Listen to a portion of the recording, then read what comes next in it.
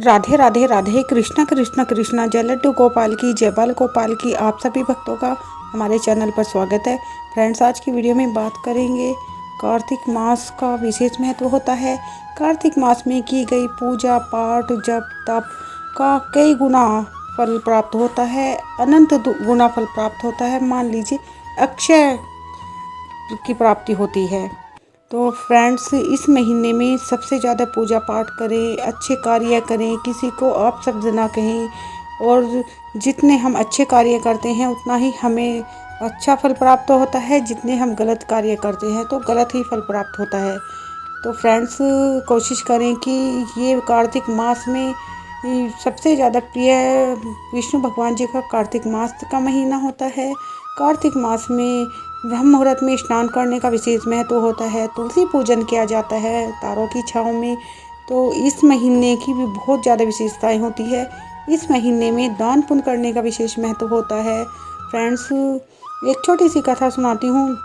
प्राचीन काल में एक राजा हुआ करते थे।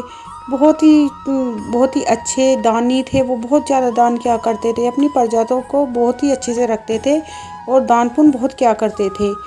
तब उन राजा की मृत्यु हुई और मृत्यु के बाद में जब अपने कर्मों के अनुसार फल दिया जाता है तो प्रभु ने उन्हें सोने चांदी की कोठरियों में दे दिया कि सोने चांदी की कोठरी में आप रहा करना।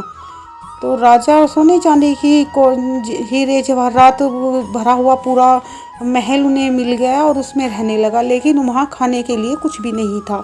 राजा एक दिन देखता, 2 दिन देखता, अब राजा को भूख लगनी शुरू होती तो राजा क्या खाए, क्योंकि उन कोठरियों में तो हीरे मोती जवाहरात ही थे, उसके अलावा कुछ भी नहीं था। राजा भगवान के पास गए, कहने लगा, प्रभु मैंने तो इतने अच्छे कर्म करे थे, इतना दान पुण्य मैं करता था, मेरे द्वार पर जो भी आता था मैं उसे सोना चांदी दान देता था, लेकिन मुझे फिर अन्न खाने के लिए क्यों नहीं मिलता?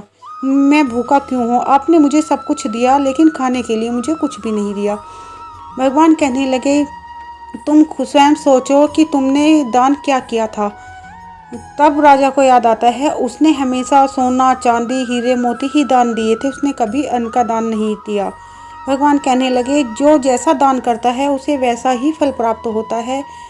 सबसे बड़ा दान अन्न का दान होता है। दान दक्षिणा अपने सामर्थ्य के अनुसार लोग करते हैं, लेकिन अन्न का दान सबसे बड़ा माना जाता है। जो अन्न का दान करेगा वह मेरा प्रिय रहेगा और उसे मैं अपने लोक में वास दूंगा और उसे 56 भोग खाने के लिए मिलेंगे।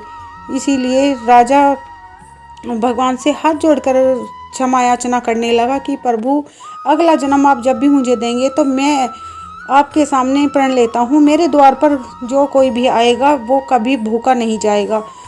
भगवान कहते हैं, अगर कोई तुम्हारे द्वार पर भूखा व्यक्ति आता है तो उसे पेट भर के भोजन कराएं, वह सबसे बड़ा दान होता है।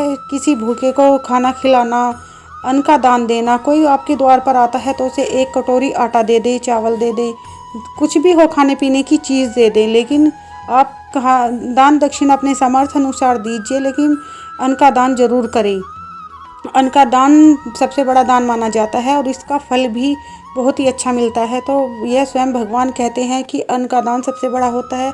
तो फ्रेंड्स, उस राजा को अच्छे कर्म करने के बाद भी, इतना दान पुण्य करने के बाद भी उसे अन्न खाने को नहीं मिला, क्योंकि उसने अन्न दान नहीं करा था अपने जीवन में। इसीलिए अन्न का दान जरूर करना चाहिए, जिससे व्यक्ति की भूख मिटती है, उसे पेट भर भोजन प्राप्त होता है। तो वह अन्न से ही होता है, और जब तक व्यक्ति को खाने के लिए भोजन नहीं मिलेगा तो वह कुछ कार्य नहीं कर पाता है।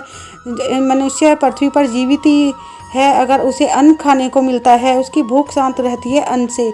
तो फ्रेंड्स, इसीलिए अन्न सबसे बड़ा दान माना जाता है और अन्न जरूर दान करना चाहिए।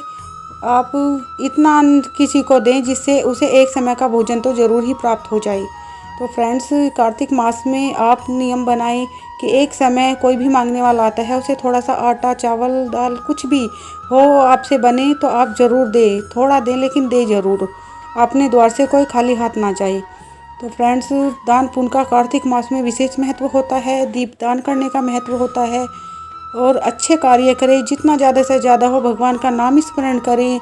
ओम नमो भगवते वासुदेवाय मंत्र का जाप जरूर करें, क्योंकि यह महीना कार्तिक मास विष्णु भगवान जी की, माँ लक्ष्मी की पूजा और माँ तुलसी की पूजा करने का विशेष महीना होता है। तो इस महीने में आप ज़्यादा से ज़्यादा पुण्य कर्म करें, अच्छे कर्म करें, तो आपको उतना ही अच्छा फल प्राप्त होगा, अनंत फल प्राप्त होगा, अक्षय फल की प्राप्ति होगी आपको। श्री हरि विष्णु माँ लक्ष्मी हमेशा आपके घर में वास करेंगे। राधे राधे राधे। कृष्णा कृष्णा कृष्णा। जय लड्डू गोपाल की, जय बाल गोपाल की।